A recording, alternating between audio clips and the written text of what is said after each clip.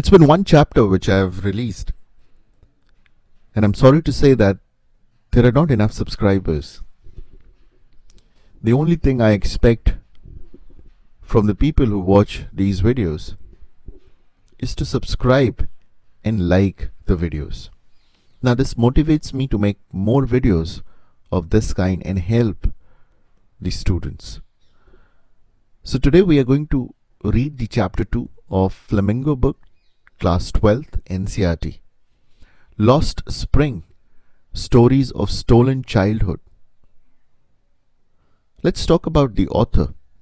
Anees Jung, 1964, was born in Rourkela and spent her childhood and adolescence in Hyderabad. So the author was born in 1964 in Rourkela and spent her childhood and adolescence, that is the young time, in Hyderabad. She received her education in Hyderabad and in the United States of America. Okay. Her parents were both writers. Anees Jung began her career as a writer in India. Okay. So her parents were writers and she also started her career as a writer. She has been an editor and a columnist for major newspapers in India and abroad and has authored several books. Okay. The following is an excerpt from her book titled Lost Spring, Stories of Stolen Childhood. Here she analyzes the grinding poverty and traditions which condemn these children to life of exploitation. So this chapter, Lost Spring, is from her book called Lost Spring, The Stories of Stolen Childhood. Now in this chapter, in this story, she analyzes the grinding poverty and traditions. Now, grinding poverty means extreme poverty and tradition, that is, people who are poor, how they live and how the children are exploited because their families are poor. Now, notice these expressions in the text. Infer the meaning from the context. Now these are phrases: looking for, slog the daylight hours, roof over his head, perpetual state of poverty, dark hutments, and impose the baggage on the child.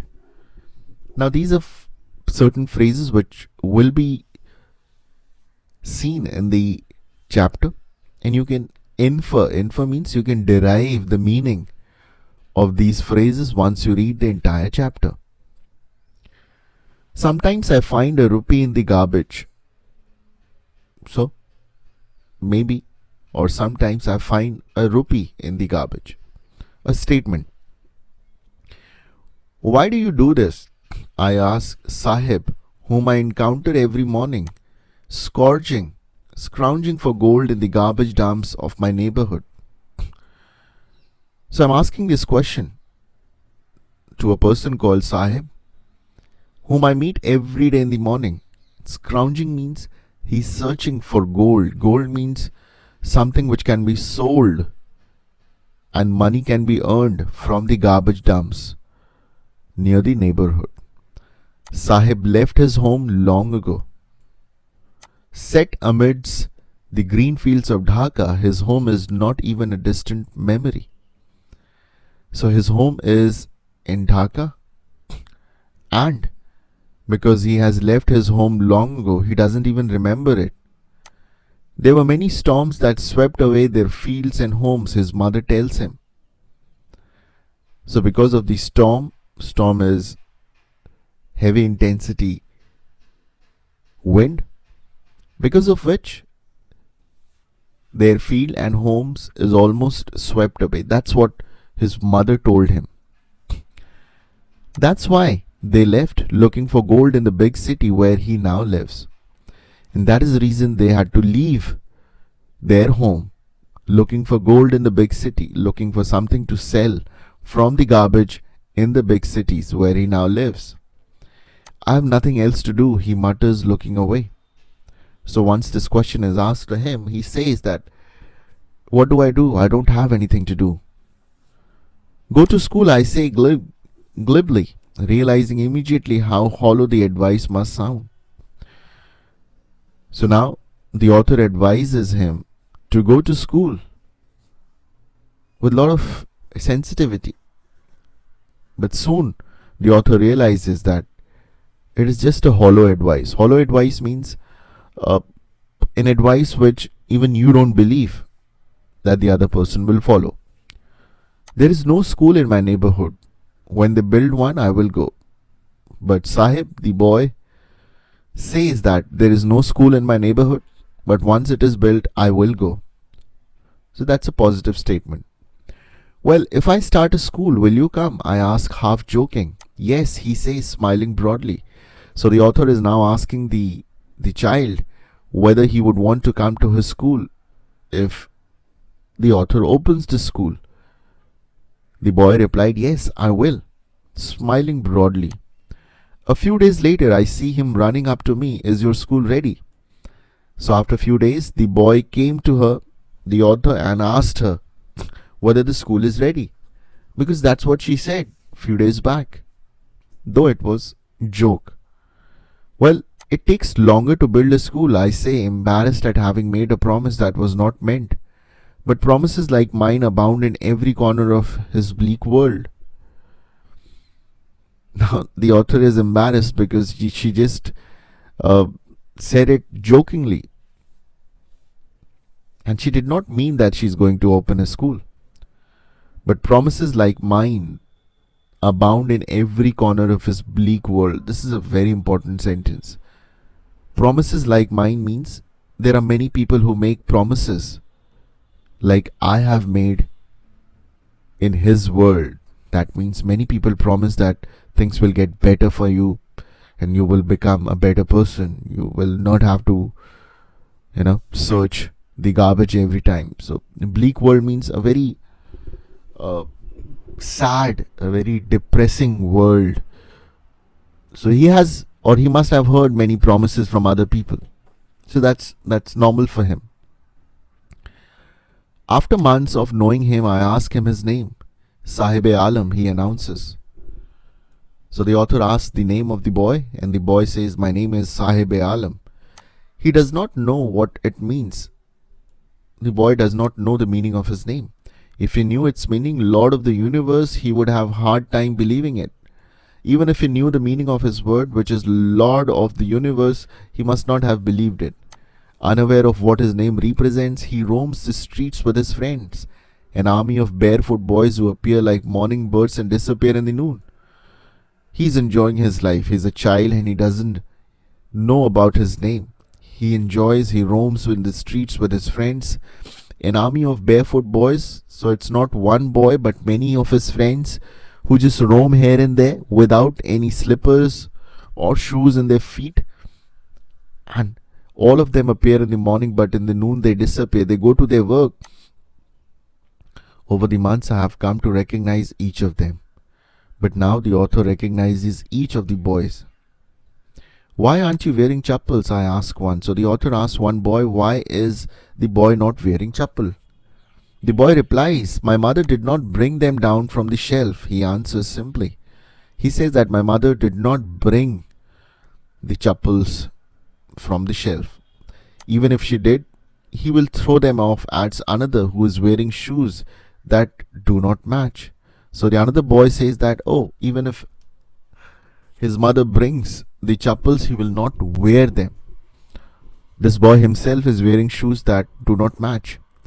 When I comment on it, he shuffles his feet and say nothing. I want shoes, says the third boy who has never owned a pair of in his life.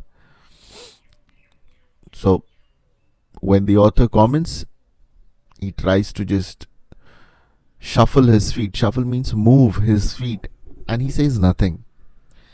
Another boy, he says that I want new shoes because I've never worn a pair of shoes. Traveling across the country, I have seen children walking barefoot in cities on village roads. Now the author says that she has come across many children who walk barefoot on cities and in villages. It is not lack of money but a tradition to stay barefoot is one explanation. So many a times even people who can afford chappals, they do not wear because of its tradition. I wonder if this is only an excuse to explain why the perpetual state of poverty. And the author wants to say that maybe this is an excuse to explain a perpetual state of poverty. Perpetual means which never ends, which keeps on going. So maybe they don't have enough money, or they don't want to portray that they have money and they just don't wear it.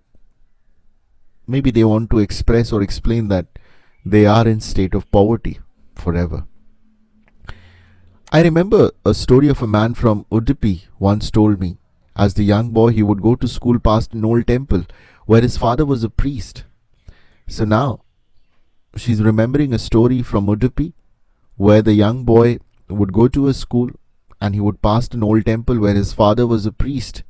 He would stop briefly at the temple and pray for a pair of shoes. So every day, once he passed through the temple, he prayed for a pair of shoes. 30 years later, I visited his town and the temple, which was now drowned in air. So 30 years after, the author visited the town of the boy and where the temple was, which was now drowned. Drowned means submerged. Drowned means not seen, visible, in air of desolation. So slowly the temple and the place was almost dead. No one was there.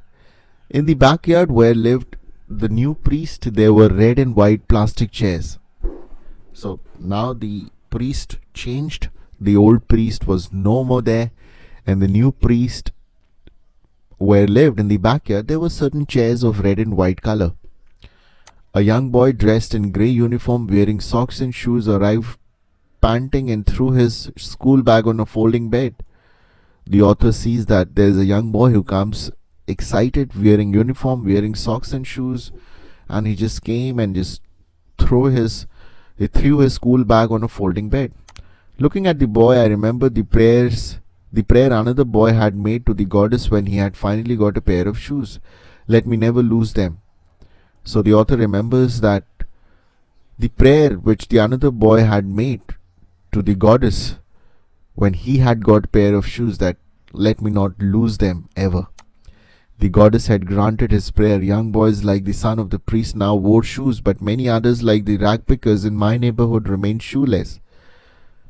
So the prayers were heard by the goddess and they were getting the shoes. They had shoes, the boys of the priest, but now, even now, the rag pickers, the boys who pick garbage outside the buildings, on roads, they did not have any shoes. My acquaintance with the barefoot rag pickers lead me to Simapuri, a place on the periphery of Delhi, yet miles away from it metaphorically. Now, my acquaintance means closeness, friendliness. So my acquaintance with the barefoot rag pickers, so my friendly nature with the rag pickers led to Simapuri, which is a place periphery on Delhi, that is outskirts of Delhi. Yet miles away from it metaphorically means though it is just away from the city, but it is still far away in terms of the standard of living. Those who live here are squatters who come from Bangladesh back in 1970.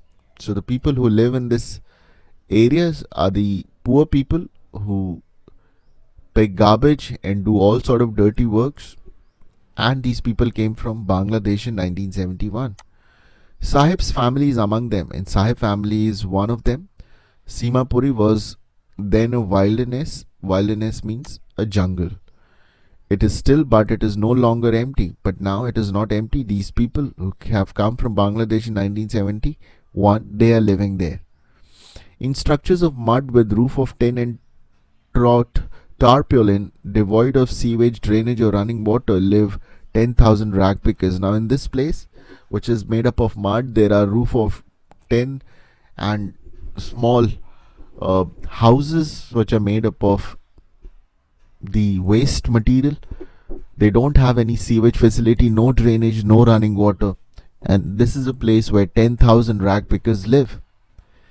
They have lived here for more than 30 years without an identity, without permits, but with ration cards that get their names on voters list and enable them to buy grain.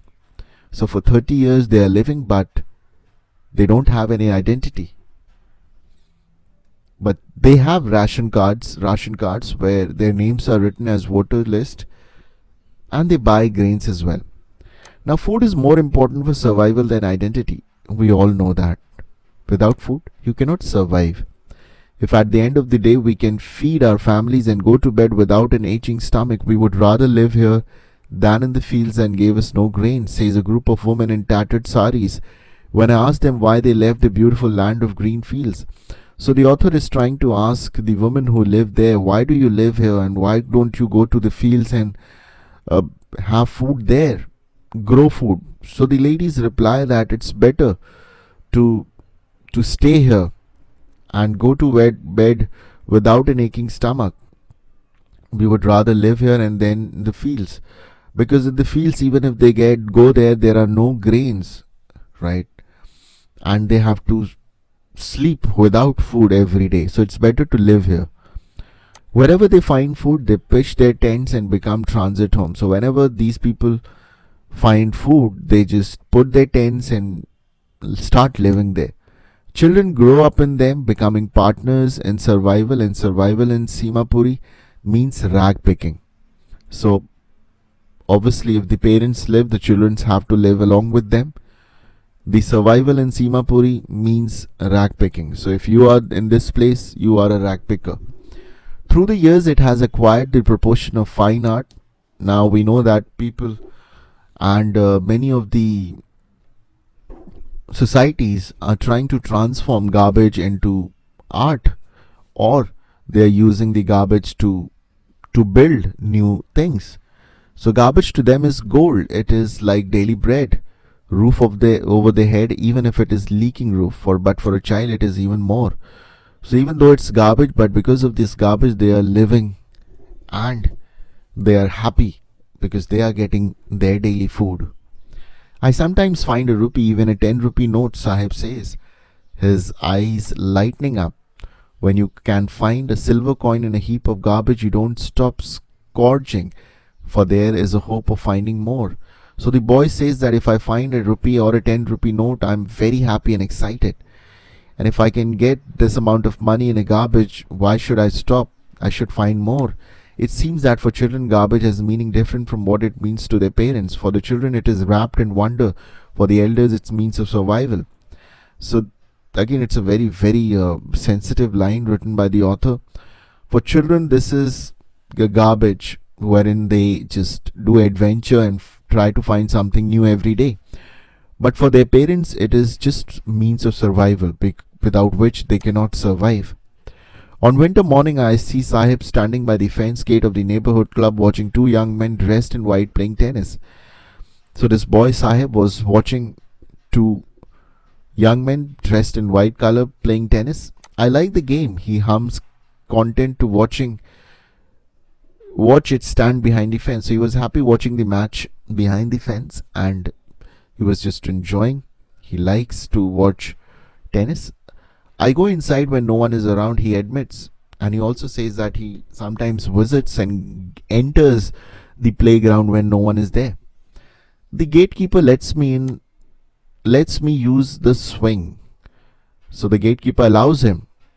Sahib too is wearing tennis shoes that look strange over his discolored shirt and shorts. So Sahib has entered and he's trying to wear the tennis shoes. I mean, he has tennis shoes, which is very strange with his discolored shirt and shorts. Now, someone gave them to me, he says, in a manner of an explanation. So he's trying to explain that the shoes were given by someone. The fact that they are discarded shoes of some rich boy who perhaps refused to wear them because of a hole in one of them does not bother him. So he doesn't care why the shoes has been given to him. Some rich boy must have thrown it because there is a hole in one of them and he doesn't really care. For one who has walked barefoot, even shoes with a hole is a dream come true. But the game he's watching so intently is out of his reach. So for a person who has walked all his life barefoot, and even if he gets a shoe with a hole, he doesn't mind. And even though he's watching the game, he himself knows that this game is out of his reach. This morning, Sahib is on his way to the milk booth. In his hand is steel canister. So Sahib is going to a milk booth. In his hand there is a steel canister in which he will carry the milk. I now work in a tea stall down the road, he says, pointing in the distance. So now he started to work at a tea store. I am paid 800 rupees in all my meals. So he's getting paid 800 rupees and all his food is also taken care of. Does he like the job, I ask? So the author is asking whether he likes the job. His face, I see, has lost the carefree look. Now suddenly his face looks very disturbed. The steel canister seems heavier than the plastic bag he would carry so lightly over his shoulder. So in a way he doesn't like this job. The bag was his, the canister belongs to the man who owns the tea shop. Sahib is no longer his own master. So when he used to carry the garbage was his own. That is, he used to carry in the bag, but now he works for someone else. So that feeling of ownership doesn't come. I want to drive a car. This is what the boy says. Mukesh insists on being his own master. I will be a motor mechanic, he announces. Do you know anything about cars, I ask. So here Mukesh comes into picture and he insists that he wants to have its own business. He wants to own a mechanic store. He wants to be a motor mechanic. So the author asks whether do you know anything about cars? Well, I will learn to drive a car, he answers, looking straight into my eyes. His dream looms like a mirage amidst the dust of street that fills the town of Firozabad, famous for its bangles. So the boy says that I will drive a car. By looking straight into my eyes, his dream looms like a mirage. So he is dreaming of opening a garage store, but this is a mirage amidst the dust of street. Mirage means an artificial image which is among the dust of street that fills the town in Firozabad. So the place where he's living is Firozabad, which is famous for its bangles. So he's dreaming of something which is very difficult to achieve. Every other family in Firozabad is engaged in making bangles.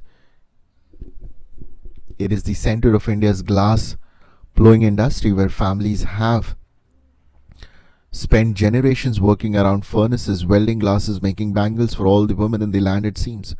So this place, Firozabad, is famous for making bangles. So what is Sahib looking for in the garbage dumps? Where is he and where he has come from? Well, Sahib has come from a village where he used to work in field, but because of storm, their field and the home was gone away. And Sahib is looking for something he can sell and earn money in the garbage dump. What explanation does the author offer for the children not wearing footwear? Well, it's something which they are used to, and obviously they cannot afford footwear. That's another reason. Is Sahib happy working at the tea stall? Explain. No, Sahib is not happy working at the tea stall because he is not feeling as an owner. He is not feeling independent. He has to work under someone's direction, and he wants to be independent and on his own. Now Mukesh family is among them.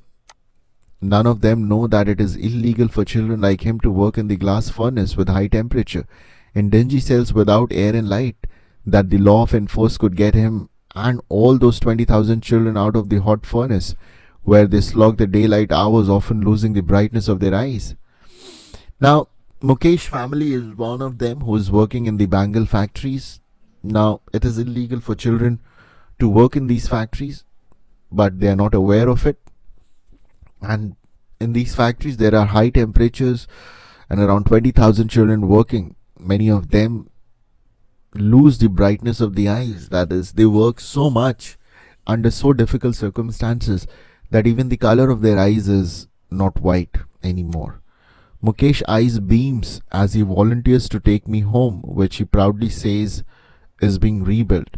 So the Mukesh says to the author that let's go to my place, which is being rebuilt. So we walk down the stinking lanes choked with garbage past homes that remain hovels with crumbling walls, wobbly doors, no windows, crowded family of humans and animals coexisting in primeval state.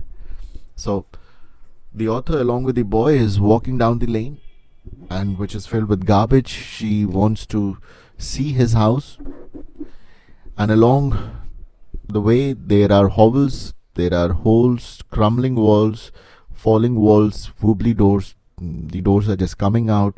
There are no windows. A lot of families are there with humans and animals are also coexisting.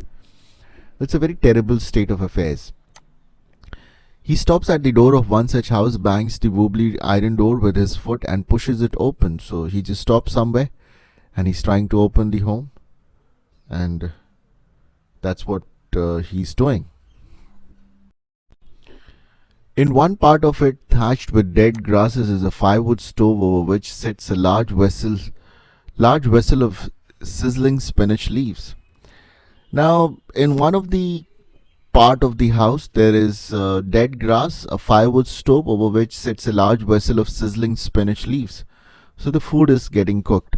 On the ground in the large aluminium platters are the more chopped vegetables. So there are more vegetables which are being prepared for food.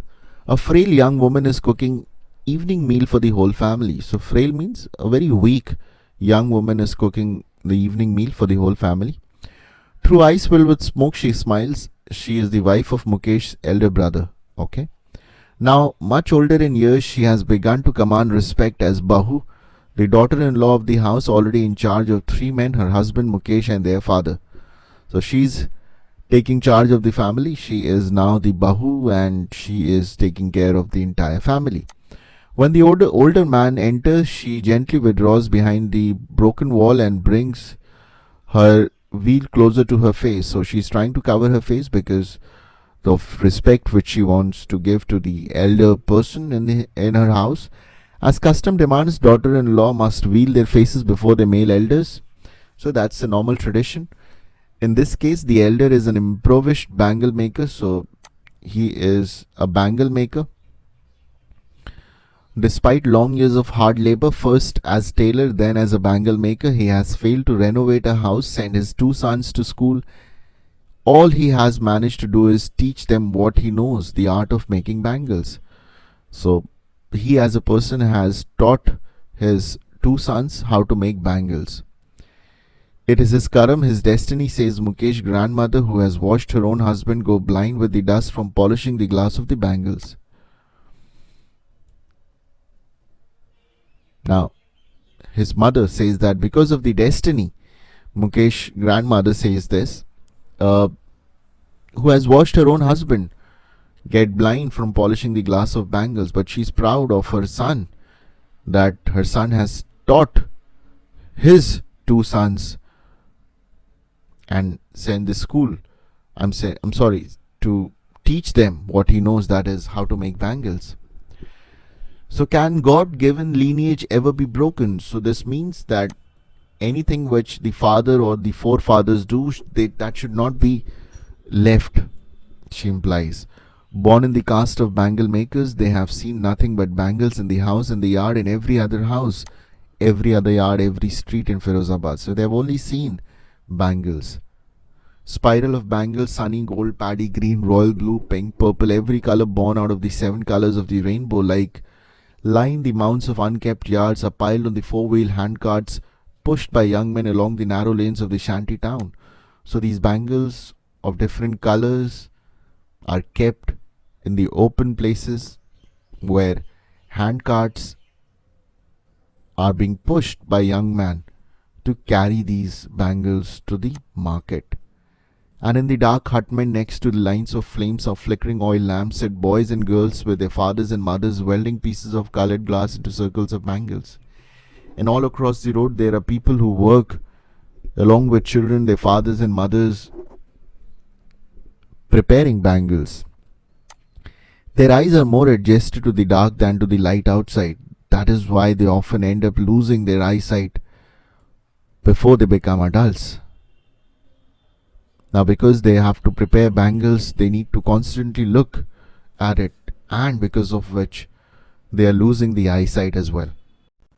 Savita, a young girl in drab pink dress, sits alongside an elderly woman soldering pieces of glass.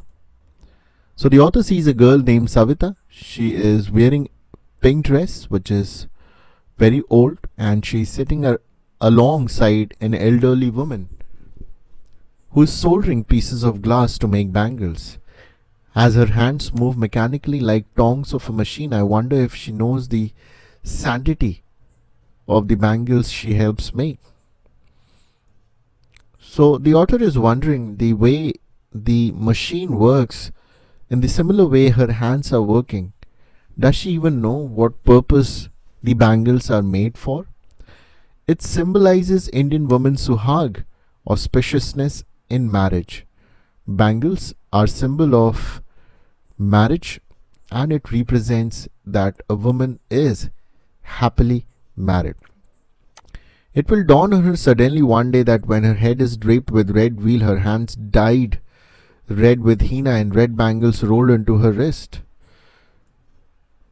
Since she is just a small girl, she may not know that one day she will have to wear a red veil, a sari, get married with her hand dyed red with henna and red bangles, the same red bangles which she is making now, rolled into her wrist. She will then become a bride. She will then get married, like the old woman beside her who became one many years ago.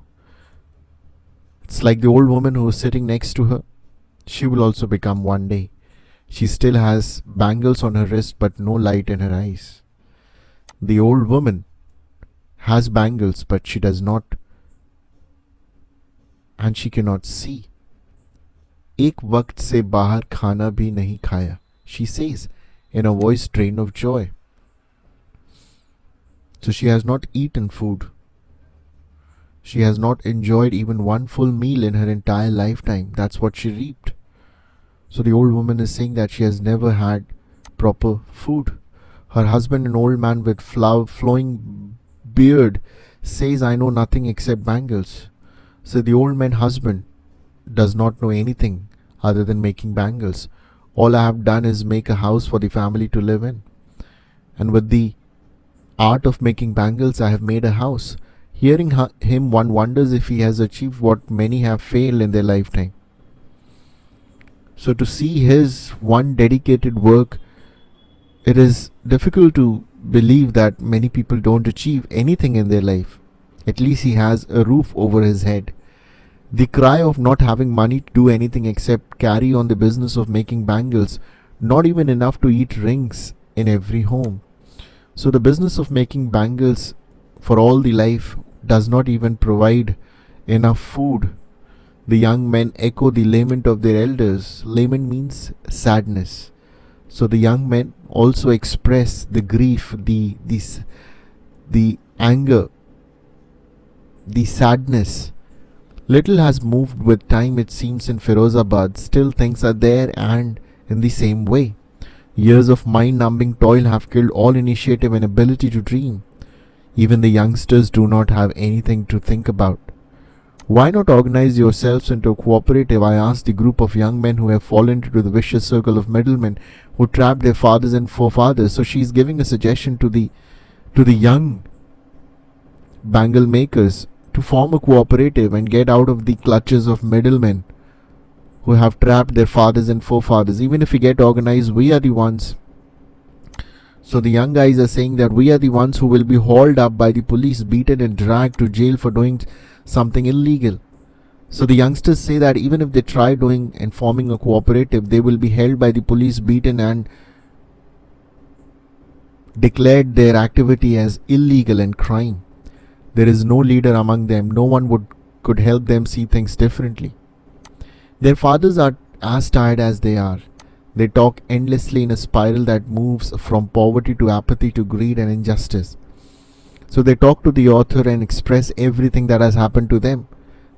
They have faced poverty, they have faced apathy of people. Apathy means when people don't care.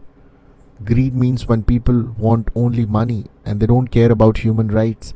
And injustice is something which happens when you don't get what you deserve. Listening to them see two distinct worlds, one with the family caught in a web of poverty burdened by the stigma of caste in which they are born, The other is a vicious circle of sahukars, the middlemen, the policemen, the keepers of law, the bureaucrats, and the politicians.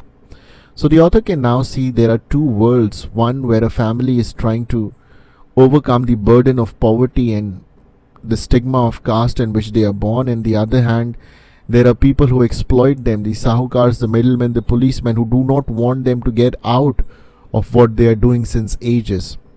Together they have imposed the baggage on the child that he cannot put down before he is aware he accepts as naturally as his father. So there's so much of apathy, there is so much of pressure, there is so much of resistance that the young child has accepted his future.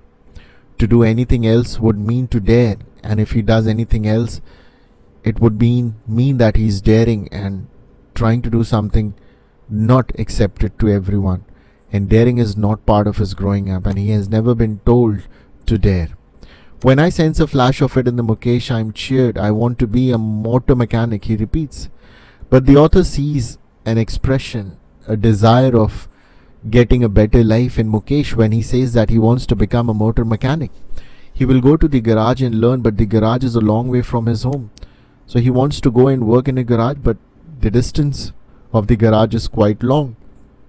I will walk, he insists. Do you also dream of flying a plane? The author asked him. Mukesh, do you also dream to fly a plane? He suddenly is silent, and no, he says, staring at the ground. In a small murmur there is this embarrassment that he has not yet turned into regret. He is content to dream of cars that he sees hurtling down the streets of his own. Few airplanes fly over Firozabad. So he does not want to become a pilot. Even if he does, he does not have the courage to express that. What makes the city of Firozabad famous? Bangles. Mention the hazards of working in glass bangles. Ill health. The eyes get destroyed, and it is not safe for the people. How is Mukesh's attitude to his situation different from that of his family? Even though his family has accepted that they have to work all their life as bangle makers, Mukesh still wants to work as a motor mechanic and get out of what his family has been doing since ages. What could be some of the reasons for migration of people from villages to city? Well, there are many reasons for people to migrate in search of job, in search of money, opportunities to work, and to live a better standard of life, to have food. Would you agree that promises made to poor children are rarely kept? Why do you think this happens in the incidents narrated in the text? Well, children are a blessed soul. They don't know what is going on with them. The only thing which keeps them going is what their parents tell them. And that's how promises are made to them. And one day they realize that the promises which were made to them were all fake, were not true, and they have to live a compromised life all their life. What forces conspire to keep the workers in the bangle industry in Firozabad in poverty? It is the clutch of the people who do not want them to get out, the sahukars, the policemen, the businessmen, who want them to work as bangle makers. How, in your opinion, can Mukesh realize his dream? Mukesh can realize his dream with the support of social organizations. The only way he can be helped. Mention the hazards of working in glass bangle industry. It is harmful for health and not good for children. Why should child labor be eliminated, and how? Child labor can be eliminated with the support of the people, with the support of the society. And it should be eliminated because children have the right to live free life. Although this text speaks of factual events and situations of misery, transform these situations with an almost poetical prose into literary experience. How does it do so? How does it do so? Here are some literary devices. Now, hyperbole is a way of speaking or writing that makes something sound better or more exciting than it really is. For example, garbage to them is gold. So simple sentence, simple words arranged in a phrase sounds such beautiful, which is called hyperbole. So it's a way to speak and make a sentence which sounds better. A metaphor. Now, as you may know, compares two things or ideas that are not very similar. So metaphor is a comparison between two ideas which are not similar. A metaphor describes a thing in the terms of single quantity or feature of some other thing. We can say that metaphor transfers a quality of one thing to another. For example, the road was ribbon of light. So there are two things which are compared, the rod and ribbon of light, and a metaphor is made. So metaphor compares two things or ideas that are not very similar. So this is something which you can get as a question in the exam. What is a metaphor? You can give an example. What is hyperbole? You can also give this example, garbage to them is gold. Simile. Now what is a simile? Simile is a word or a phrase that compares one thing with another using the words. For example, like as white as snow. So the comparison is between an object which is as white as snow. Carefully read the following phrases and sentences taken from the text. Can you identify the literary device in each example? Sahib-e-Alam, which means the Lord of the universe, is directly in contrast to what Sahib is in reality. Okay. So Sahib-e-Alam means the Lord in the universe, which means he has all the powers, but in reality, Sahib does not have anything. Drowned in the air of desolation. So there is an air which is drowning the people in terms of poverty. Simapuri, a place on the periphery of Delhi, 8 miles away from it, metaphorically. Though Simapuri is outside on the outskirts of Delhi, but still it is far away from it in terms of how the people live there. For the children, it is wrapped in wonder. For elders, it is means of survival. For children, it is just a game, a play. They're enjoying their life in whatever they have. But for elders, they know that this is what they have to survive. As her hands move mechanically like the tongs of machine, I wonder if she knows the sanctity of the bangle she helps make. The girl who is making the bangle, she is not even aware that one day she has to wear the same bangles and get married and live a life thereafter. She still has bangles on her wrist but not light in her eyes. This is about the old woman who is sitting next to the girl who is making bangles. The woman is not able to see now, but still she has the bangles which she prepared one day. Few airplanes fly over Firozabad. There are certain airplanes which fly over Firozabad, as the boys was asked whether you want to become a pilot. Web of poverty is a vicious circle in which once a person falls, he is not able to get out of it. Scrounging for gold is searching for anything that can be sold from the garbage and they can earn money. In survival in Simapuri means rag picking. Through the years, it has acquired the proportions of a fine art. Now Simapuri, the place where rag picking is done, over the years, it has now become an art of finding what can be sold and in turn earn money from that. The steel canister seems heavier than the plastic bag he would carry so lightly over his shoulder. Now the plastic bag is representing the garbage which he is carrying, and the steel canister is the canister which he is carrying while he is working at a tea shop. At a tea shop, he is working for someone, and when he is carrying the plastic bag to carry the garbage, he is independent, he is free. So that is more heavier than this. The beauty of the glass bangles of Firozabad contrasts the misery of the people who produce them. The more beautiful the glass bangles look of Firozabad, the bitter the life of the people who make them. This paradox is also found in some other situations. For example, those who work in gold and diamond mines or carpet weaving factories, and the products of the labor, the lives of construction workers in building the bill. So all the good things which you see and experience in your life require a lot of hard work and misery. Many people spend their whole life in order to bring that to you. Look around and find examples of such paradoxes. So one thing that might look so beautiful and expensive, just imagine what would have happened for that thing to come to your hand. How much efforts, how much pain people must have gone through. You can write a paragraph about 200 and 250 words on any one of them. You can start by making notes. So I hope you are going to do this exercise and you are going to learn this entire chapter. So if you liked it, please click the like button and definitely subscribe to the channel, because that is what is going to motivate me to make another video, or the only option I have is to stop and never make a video again.